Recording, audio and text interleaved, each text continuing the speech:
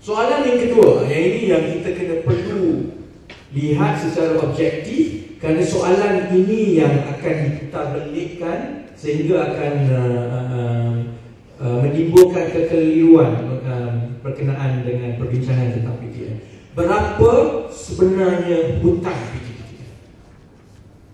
Anyone knows? Selain daripada figure yang saya letak kat sini lah, 20 bilion. You don't get marks or get penalized. Kalau ikut kenyataan-kenyataan yang dibuat setakat ini, nombor ataupun angka yang disebut itu mahal, 40 bilion lebih, 43. Sebab itu kalau kita dengar kalau PTPTN dihapuskan, maka bankrupt negara, Petronas akan rana.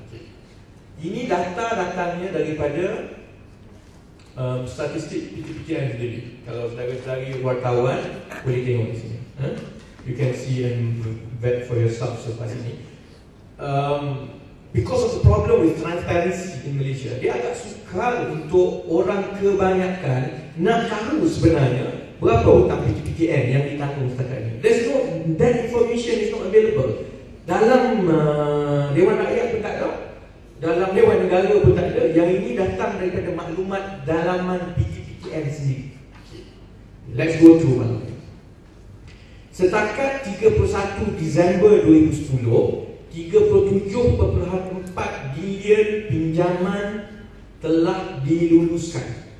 The keyword is diluluskan. Saya tengok kenapa ada beza yang besar diluluskan. Dan bagi tahun 2011, mengikut kenyataan yang dibuat oleh Menteri Pendidikan Tinggi, 4 bilion diluluskan pinjaman. Jadi setakat tahun 2011, 41.14 bilion yang telah diluluskan. Baik. Lulus maksudnya lulus tanda tangan perjanjian, bukan bagi duit. Ada orang yang pohon PTPTN, dia tak ambil duit pun. Jadi angka yang disebut-sebut 40 bilion lebih itu bukan pinjaman PTPTN, itu hanya paperwork. Paperwork yang diluluskan 41.4 bilion. Berapa sebenarnya yang telah dibayar kepada peminjam? Because ini angka yang cukup penting. How much has been disbursed?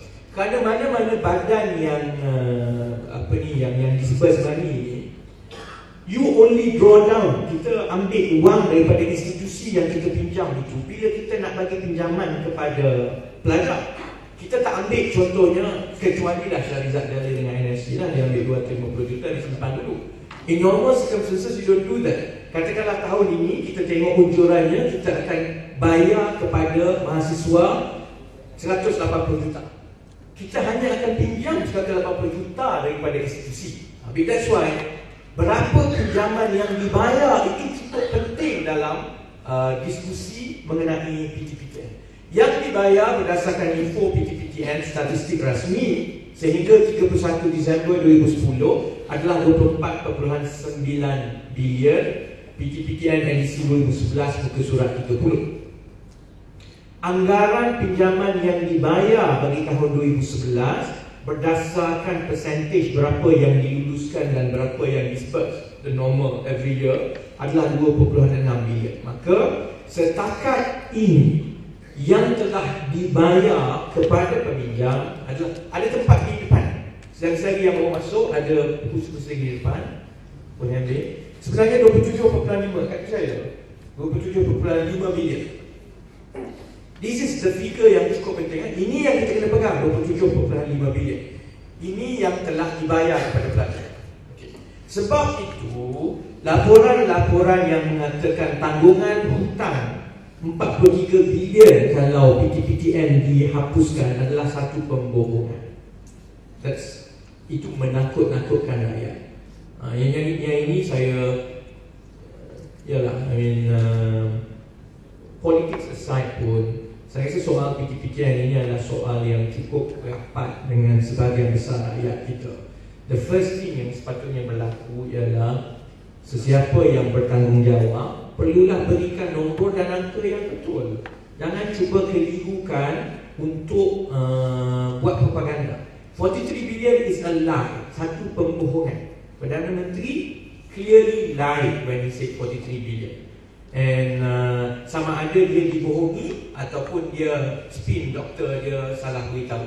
Because PTPTN punya info clearly shows is only half of that amount. Baik, 27.5 bilion telah dibayar sehingga 2011. Tapi dah 15 tahun PTPTN beroperasi, ramai peminjam yang dah bayar. So jumlah tanggungan yang perlu diambil alih oleh kerajaan pusat kalau nak dihapuskan PTPTN adalah ambil jumlah yang telah dibayar, tolak jumlah yang telah dikutip daripada peminjam-peminjam. Statistik yang telah dikutip sehingga 31 Disember 2010, 2.2 bilion dalam ini.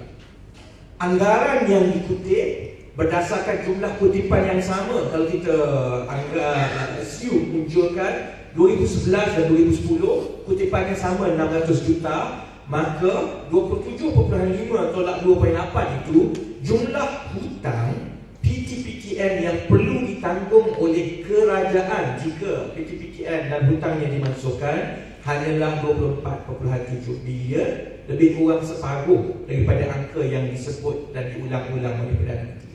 This is the figure that segala perbahasan mengenai PTPTN mesti berlandaskan angka ini.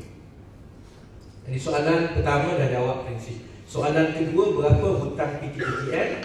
Hutangnya 24.7 bilion.